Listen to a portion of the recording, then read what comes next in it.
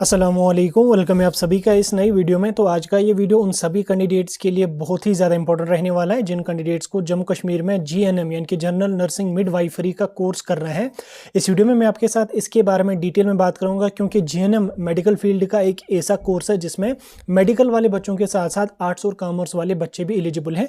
इस वीडियो में मैं आपके साथ इसी कोर्स के बारे में डिटेल में बात करूंगा कि जम्मू कश्मीर में इसका एलिजिबिलिटी का क्राइटेरिया क्या होता है, किस तरह से आप जम्मू कश्मीर में जीएनएम के लिए जो है वो एडमिशन ले सकते हैं, उसके लिए आपका एलिजिबिलिटी का क्राइटेरिया क्या रहता है, सिलेक्शन का प्रोसीजर क्या रहता है, कोई एग्जाम आपको देना पड़ता है, मार्क्स के बेस पे आपका एडमिशन होगा, कहां पे आपको फॉर्म भरना होगा, सिलेक्शन आपको किस तरह से होगी, सीट्स हमारे पास जीएनएम के लिए कितनी होती हैं, उसके अलावा आपका फी का स्ट्रक्चर क्या यहाँ पे रहेगा, कौन कौन से कॉलेजेस हमारे पास हैं। तो डिटेल में आपके साथ में बात करूंगा। अगर आप आर्ट्स स्ट्रीम से भी हैं तो भी आप जो है वो जीएनएम के लिए जा सकते हैं। वीडियो को पूरा एंड तक देख लेना, चैनल को भी सब्सक्राइब कर देना, व्हाट्सएप और टेलीग्राम ग्रुप दोनों ज्वाइन कर देना, दोनों की लिंक आपको डिस्क्रिप्शन में मिल जाएगी। तो चलिए वीडियो को शुरू कर ले, तो देख लेते हैं यहाँ पे जीएनएम के एडमिशंस के बारे में। तो देखिए, अगर आपने अपना 11th जो है वो मेडिकल फील्ड से नहीं किया है, आपने आर्ट्स कॉमर्स फील्ड से किया है, आर्ट्स सब्जेक्ट से किया है, लेकिन आप नर्सिंग में जाने का इंटरेस्ट रखते हैं, खासकर जो फीमेल स्टूडेंट्स होते हैं उनका ज़्यादा शौक होता है नर्सिंग में जाने का, तो ये सपना आपका जो है वो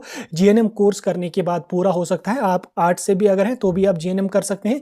जीएनएम करने के बाद आप किसी भी government, private, semi government hospital में जो है वो एज ए स्टाफ नर्स या एज ए नर्स आप जो है वो काम कर सकते हैं। ठीक, दोनों आर्ट्स वाले भी एलिजिबल हैं, साइंस वाले बच्चे भी इसके लिए यहाँ पे एलिजिबल होते हैं। यहाँ तक आपको समझ आ गया। अब यहाँ पे मैं आपको पहले एलिजिबिलिटी का क्राइटेरिया बता देता हूँ, उसके बाद में और कुछ इंपॉर्टेंट पॉइंट्स आपको बता देता हूँ।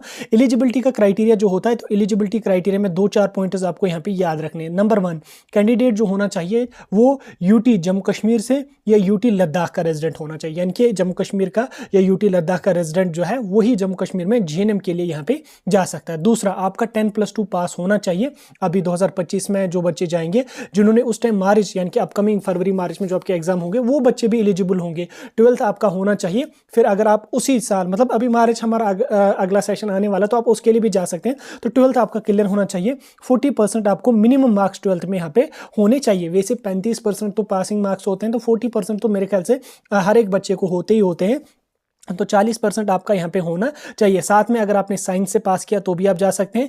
उसके अलावा अगर आपने आर्ट्स स्ट्रीम से पास किया तो भी आप जा सकते हैं। और पिछले साल इन्होंने कॉमर्स वाले बच्चों को भी एलिजिबल रखा था जीएनएम के लिए, और होपफुली अगले साल भी जो है वो इस तरीके का ही यहाँ पे प्रोसीजर आप लोगों का होगा। अब देखो, यहाँ पे एक बात और भी होती है, अगर आपने आर्ट्स से किया है तो आप बीएससी लेवल तक कैसे जा सकते हैं। तो उसके लिए आप क्या काम करेंगे, सबसे पहले आप जीएनएम का कोर्स करेंगे। जीएनएम का जो हमारा कोर्स होता है ये 3 साल का होता है। ठीक, 3 साल का ये नर्सिंग का डिप्लोमा कोर्स होता है। जीएनएम बोले तो जनरल नर्सिंग मिडवाइफरी, ठीक, इसकी एब्रीविएशन है। तो 3 साल का ये डिप्लोमा कोर्स हमारा होता है। अगर हो गया यहां तक आपने जीएनएम किया, आपका डिप्लोमा कंप्लीट हो गया, उसके बाद अगर कहीं पे स्टाफ नर्स की पोस्ट आ जाती है तो उसमें जीएनएम वाले बच्चे भी जाते हैं, और उसके अलावा बीएससी नर्सिंग वाले जो बच्चे होते हैं वो भी एलिजिबल होते हैं। कि जीएनएम वाले भी एलिजिबल हैं, बीएससी नर्सिंग वाले भी एलिजिबल हैं। लेकिन अगर आप ग्रेजुएशन लेवल की किसी पोस्ट के लिए जाना चाहते हैं तो उसके लिए तो जीएनएम वाले बच्चे नहीं जाएंगे।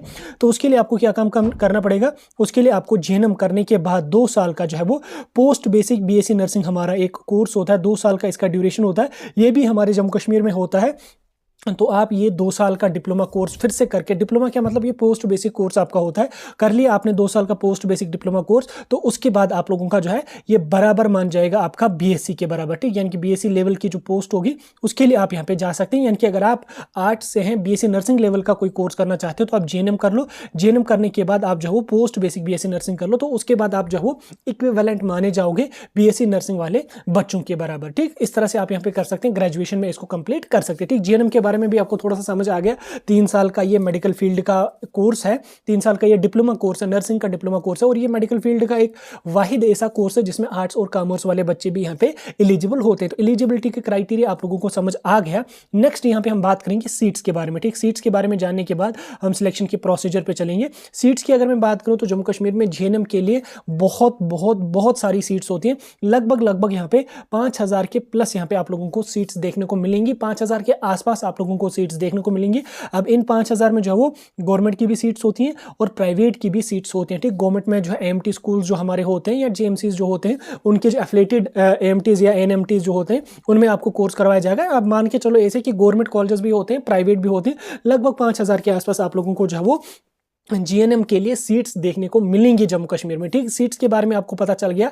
अब यहाँ पे हम जो है वो सिलेक्शन के प्रोसीजर पे चलेंगे जो सबसे इंपॉर्टेंट है। ठीक, जिसके बारे में आपके बहुत सारे कमेंट्स आते थे कि भाई हमें एक जीएनएम करना है तो हमें सिलेक्शन कैसे होगी, क्या कुछ करना होगा। तो सिलेक्शन का प्रोसीजर जो होता है, पहले इसके क्या होता है कि आपको 12th के मार्क्स पे एडमिशन दिया जाता था, लेकिन 2024 यानी कि इस साल से 2024 से जो है वो इसका सिलेक्शन का प्रोसीजर चेंज हो गया।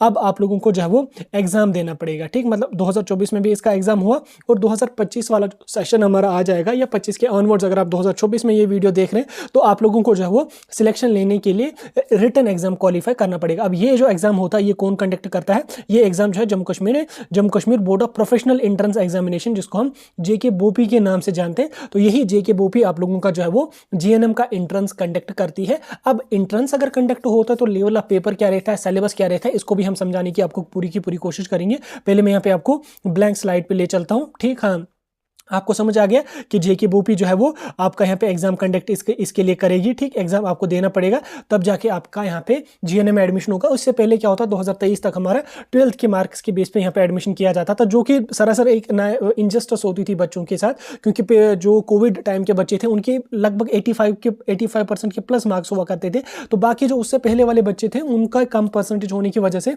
उनको गवर्नमेंट कॉलेज में एडमिशन नहीं मिल पाता था, लेकिन अब इसको खत्म कर दिया गया। अब आपको रिटन एग्जाम क्वालिफाई करना पड़ेगा, एंट्रेंस एग्जाम क्वालिफाई करना पड़ेगा। अब जो एंट्रेंस एग्जाम आपका होता है इसका सिलेबस क्या रहता है? देखो, इसका जो सिलेबस रहता है वो बिल्कुल थोड़ा सा सिलेबस रहता है और काफी इजी लेवल का यहाँ पे आपका पेपर होता है। तो सिलेबस में आप लोगों को क्या है, 10th की जो आपकी साइंस है, ठीक, 10th की जो साइंस आप लोगों की है वही आपका यहाँ पे सिलेबस रहेगा। ठीक, 10th की साइंस में आपका जो फिजिक्स वाला पोर्शन है, केमिस्ट्री वाला पोर्शन है और बायो वाला जो पोर्शन है, ठीक, इन्हीं 3 पोर्शन से आप लोगों का पेपर आ जाएगा।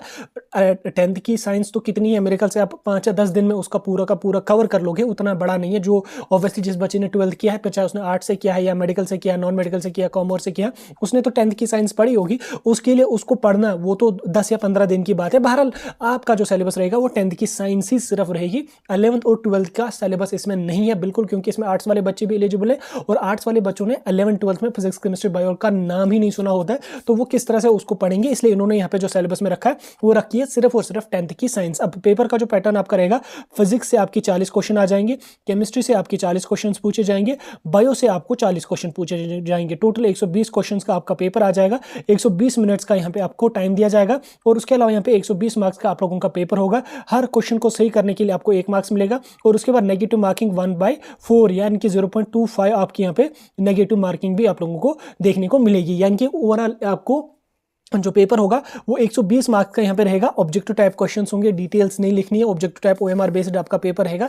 120 मार्क्स का आपका पेपर यहाँ पे रहेगा। सिर्फ 10th की साइंस आपको पढ़नी है। अभी तो आपके पास बहुत टाइम है, अगर आप पढ़ लोगे तो आप आसानी से 100 के प्लस पॉइंट्स यहाँ पे लेकर आ ही जाओगे। ठीक, इसलिए आप आज से ही मेहनत कर लो तो हो जाएगा। 10th की साइंस पढ़ना उतनी कोई बड़ी बात नहीं है, आपको MCQ बेस्ड यहाँ पे पेपर आपका पूछा जाएगा। ठीक, सिलेक्शन का प्रोसीजर आपको समझ आ गया, सीट्स के बारे में आपको समझ आ गया।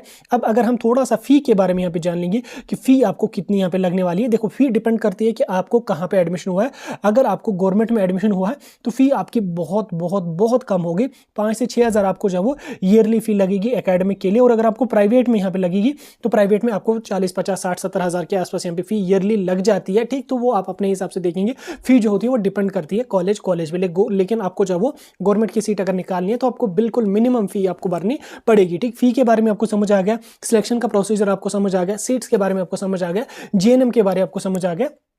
अब हम 2025 की डेट्स के बारे में यहाँ पे जानेंगे कि 2025 का सेशन हमारा जो होगा वो कब तक इसके फॉर्म आ जाएंगे। तो जीएनएम के फॉर्म्स की अगर मैं बात करूँ तो इसके फॉर्म्स आपके लगभग अप्रैल के पहले हफ्ते में या आपके मार्च के लास्ट वीक में या आपका अप्रैल का जो मंथ है उसके पहले हफ्ते में यहाँ पे आपके फॉर्म रिलीज कर दिए जाएंगे। 20 दिन का आपको टाइम दिया जाएगा अपना फॉर्म भरने के लिए। फॉर्म भरने के बाद भले ही आपका रिजल्ट उस टाइम पेंडिंग होगा, जिन बच्चों ने अभी अप्रैल या मार्च के महीने में एग्जाम दिया होगा या जो देंगे एग्जाम उनका रिजल्ट पेंडिंग होगा तो भी आप फॉर्म भर सकते, कोई इशू रिजल्ट के साथ इसका नहीं है। तो आपने अपना फॉर्म वगैरह भरा, देन उसके बाद मई के मंथ में या जून के मंथ में, ठीक, मई या जून में आप लोगों का जो होगा वो रिटन एग्जाम कंडक्ट करेगी जेके बोपी। आप मान के चलो कि मई में ही आपका एग्जाम होगा, मई के लास्ट के दिनों में आप लोगों का एग्जाम कंडक्ट किया जाएगा। देन उसके बाद आपका रिजल्ट आ जाएगा, आपकी काउंसलिंग होगी, आपको कॉलेज अलॉट होंगे, लगभग अगस्त से सितंबर तक आपको एडमिशन होगी और आपकी क्लासेस वगैरह यहाँ पे चलेंगी। ओवरऑल जीएनएम का जो कोर्स होता है 3 साल का होता है। ठीक, समझा दिया मैंने आपको डिटेल में इसके बारे में। अब अगर कोई पॉइंट ऐसा है जो मैं भूल गया होगा बोलना, आप मुझे टेलीग्राम और व्हाट्सएप व्हाट्सएप पे कॉन्टैक्ट कर सकते हैं। एडिशनल जो भी इन्फॉर्मेशन आपको चाहिए होगी मैं आपके साथ पर्सनली वहाँ पे डिस्कस करूँगा। आप मुझे कॉल कर लो, मैसेज कर लो, जो भी आपका डाउट होगा हम उसको पूरी तरह से क्लियर करने की कोशिश करेंगे। बाकी अगर आपको 2025 में जीएनएम के लिए एडमिशन करना है, आप लोग हमारे साथ जुड़े रह सकते हैं, तो हम आपको बता देंगे। हाँ, एक और इंपॉर्टेंट पॉइंट मैं इसमें बोलना भूल गया।